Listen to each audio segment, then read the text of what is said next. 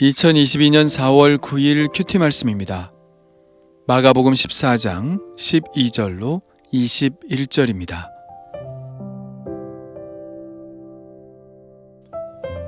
무교절의 첫날, 곧 유월절 양 잡는 날에 제자들이 예수께 여짜오되 우리가 어디로 가서 선생님께서 유월절 음식을 잡수시게 준비하기를 원하시나이까 하매 예수께서 제자 중에 둘을 보내시며 이르시되 성내로 들어가라. 그리하면 물 한 동이를 가지고 가는 사람을 만나리니 그를 따라가서 어디든지 그가 들어가는 그 집 주인에게 이르되 선생님의 말씀이 내가 내 제자들과 함께 유월절 음식을 먹을 나의 객실이 어디 있느냐 하시더라 하라. 그리하면 자리를 펴고 준비한 큰 다락방을 보이리니 거기서 우리를 위하여 준비하라 하시니 제자들이 나가 성내로 들어가서 예수께서 하시던 말씀대로 만나 유월절 음식을 준비하니라. 저물매 그 12를 데리시고 가서 다 앉아 먹을 때에 예수께서 이르시되 내가 진실로 너희에게 이르노니 너희 중에 한 사람 곧 나와 함께 먹는 자가 나를 팔리라 하신대.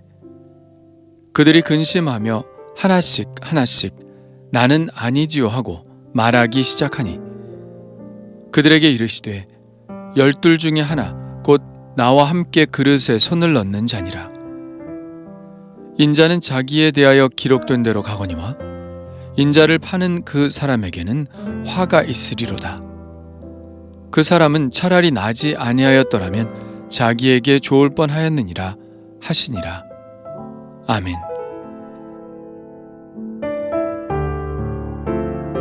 유월절은 본래 각자의 집에서 지키는 절기였습니다. 양을 잡고 그 피를 문 임방과 좌우 설주에 뿌리고 가족들이 모여 식사를 하며 유월절의 의미를 되새기는 절기이죠. 그런데 남왕국의 요시야 왕 때부터 종교개혁을 통해 산당들을 없애고 제사를 예루살렘 한 곳에 집중시키면서 유월절은 예루살렘에서만 지켜야 하는 순례의 절기가 되었습니다. 유월절 양도 하나님께 드리는 제물로 간주되어서 아무 곳에서나 잡지 못하고 예루살렘 성전 안에서만 잡을 수 있었고 그 피는 더 이상 문에 바르지 않고 번제단 아랫부분에 모조리 쏟았습니다.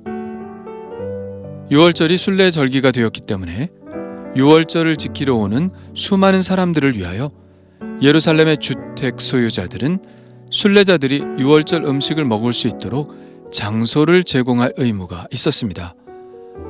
그래서 제자들이 예수님께 물은 것이죠. 우리가 어디로 가서 선생님께서 유월절 음식을 잡수시게 준비하기를 원하시나이까? 예수님께서는 벳바게의 나귀 새끼를 끌어올 때처럼 제자 중 둘을 보내시며 말씀하셨습니다. 성내로 들어가서 물 한 동이를 가지고 가는 사람을 만나면 그를 따라가서 예수님의 말씀이 내가 내 제자들과 함께 유월절 음식을 먹을 나의 객실이 어디 있느냐라고 물으면 그가 자리를 펴고 준비한 큰 다락방을 보일 텐데 거기서 유월절 식사를 준비하라고 하셨죠. 나귀 새끼를 끌어올 때처럼 매우 신비로운 방법으로 유월절 식사를 할 방을 찾았죠. 주님이 쓰시겠다고 하는 말에 그 어떤 거부함도 없이 방을 내어준 것을 볼 때 제자들은 예수님이 어떤 분이신지를 깨달아야 했습니다. 예수님은 그 누구도 거부할 수 없는 절대적인 명령을 하실 수 있는 분이며 그 누구도 거부할 수 없는 권위를 가지신 분이라는 사실, 즉 예수님은 절대적인 권위를 가지신 하나님이시라는 사실을 깨달아야 했습니다. 날이 저물었습니다. 이스라엘의 시간은 날이 저물면서부터 새날이 시작되니 이제 막 유월절이 시작된 것입니다. 예수님과 제자들은 예수님의 절대적인 권위에 의해 준비된 다락방에 앉아 유월절 식사를 시작합니다. 그런데 예수님께서 은혜롭고 기쁨이 충만한 유월절 식사에 찬물을 끼얹는 발언을 하십니다. 내가 진실로 너희에게 이르노니 너희 중에 한 사람 곧 나와 함께 먹는 자가 나를 팔리라. 모든 것을 아시는 하나님으로서의 예수님의 능력은 여기서도 드러나죠. 12 중에 하나인 가룟 유다는 이미 예수님을 넘겨주기 위해 대제사장들에게 갔습니다. 그는 그들로부터 돈을 받기로 약속을 했죠. 예수님이 이 말을 하셨을 때 유다는 얼마나 화들짝 놀랐을까요? 분명 그랬을 것입니다. 그러나 정말 그랬다면 그는 그의 모든 계획을 접었어야 했습니다. 예수님이 어떤 분이신지를 알 수 있었을 테니까요. 그러나 비극은 언제나 회개치 않는 마음에서 일어나죠. 그는 이 예수님의 말씀에도 전혀 자신의 마음을 바꿀 생각을 하지 않았습니다. 그러나 반면에 오히려 다른 제자들은 혹시 그 사람이 자기라면 어떡할까 하고 예수님께 묻기 시작했습니다. 그들이 근심하며 하나씩 나는 아니지요 하고 말하기를 시작하니 그들이 근심했다는 것은 혹시 자기가 그런 배신의 행위를 할 사람이라면 어떡하나 하는 근심입니다. 이 근심이야말로 건전한 근심이죠. 무엇이 건전합니까? 늘 언제나 자기 자신이 죄에 빠질 수도 있는 존재라는 것을 알고 하는 근심입니다.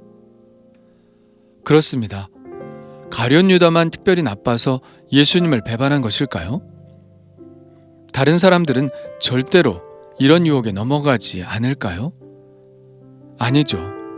가룟 유다가 그랬다면 누구라도 그럴 수 있습니다. 똑같은 성정을 가진 사람이니까요. 이 제자들의 자기 반성은 늘 우리가 하는 것이어야 합니다. 죄인들의 악행을 보고 비난할 것이 아니라 나도 그럴 수 있는 사람이라는 것을 알고 예수님 앞에 자신의 모습을 늘 비춰보는 사람이 되어야 하는 것이죠. 이 제자들의 근심 어린 물음에 예수님은 한층 더 강화하는 말씀을 하십니다. 12 중에 하나, 곧 나와 함께 그릇에 손을 넣는 자니라. 예수님은 누구 한 사람을 특정하지 않으십니다. 대신 예수님의 가장 친밀한 사람 중 하나가 그렇게 할 것이라는 말씀만 하죠. 나와 함께 그릇에 손을 넣는 자란 가장 친밀한 교제의 관계에 있는 사람을 뜻합니다. 함께 한 식탁에서 먹는 자라는 이야기죠. 유월절 식사의 메뉴는 순양이나 순념소 새끼입니다. 그것에 곁들여 일종의 쓴 채소와 과즙을 먹었는데 보통은 빵을 이 과즙에 적셔서 먹었죠. 빵을 같은 접시에 찍어 먹는다는 것은 매우 친밀한 관계에 있다는 것을 보여주는 것입니다. 배신이 흔히 이런 관계 속에서 일어난다는 것은 시편의 말씀도 우리에게 전하고 있습니다. 다윗의 시편이죠. 내가 신뢰하여 내 떡을 나눠 먹던 나의 가까운 친구도 나를 대적하여 그의 발꿈치를 들었나이다. 예수님은 분명 이 시편을 떠올리셨음에 틀림이 없습니다. 요한복음에서 예수님은 이 시편을 인용하며 말씀하셨죠. 내가 너희 모두를 가리켜 말하는 것이 아니니라. 나는 내가 택한 자들이 누구인지를 알미라.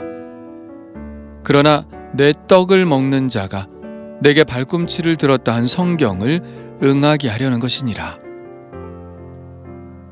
사람이 받는 상처 중에 가장 아픈 상처는 배신감에서 오는 상처죠. 믿었던 사람의 배신은 사람의 마음을 가장 아프게 합니다. 여기서 예수님이 우리를 위해 고통을 당하신 것은 단지 육신적인 고통뿐만이 아니었음을 알게 되죠.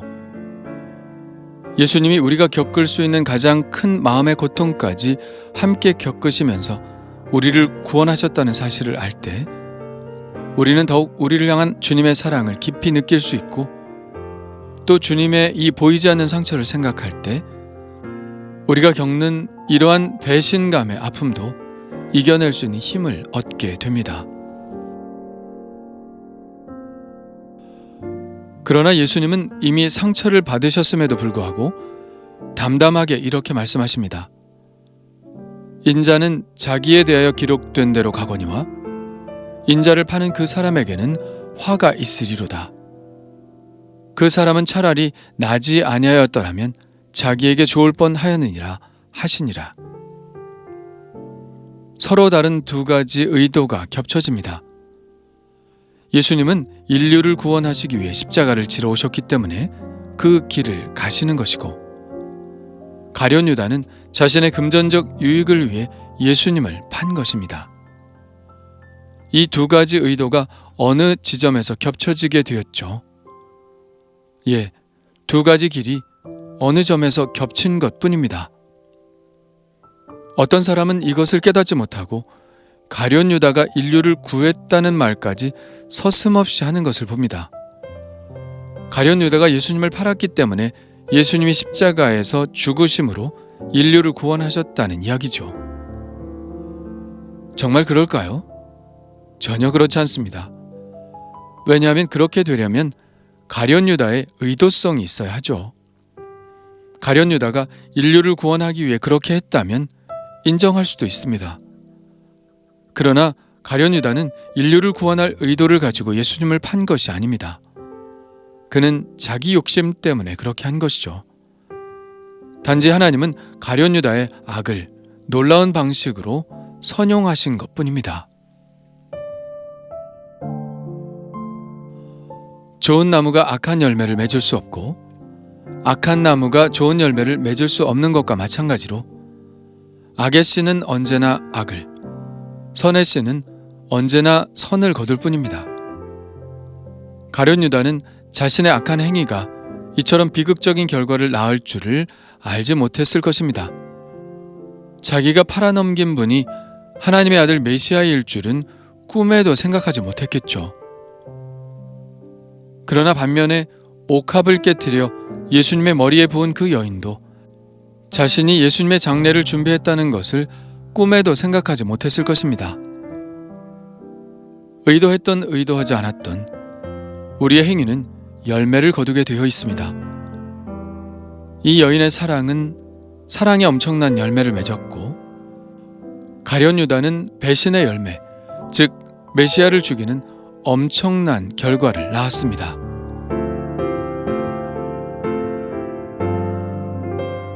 우리는 어떤 인생을 살아야 할까요? 적어도 가룟 유다처럼 태어나지 않았으면 좋았을 인생을 살지는 말아야 할 것입니다. 향유를 부인 여인처럼 대대에 기록되어 기억될 일은 하지 못해도 그래도 선한 열매를 맺는 삶을 살아야 하지 않을까요? 나의 존재로 인해 하나님께서 조금이라도 영광스러워지는 인생을 살아야 하지 않을까요? 그 길은 오직 사랑밖에는 없다는 생각을 다시 한번 하게 됩니다. 나는 나의 행동의 결과를 예측할 수는 없지만 적어도 사랑의 결과는 항상 엄청나게 좋은 결과를 가져온다는 사실을 믿고 오늘을 살기를 원합니다.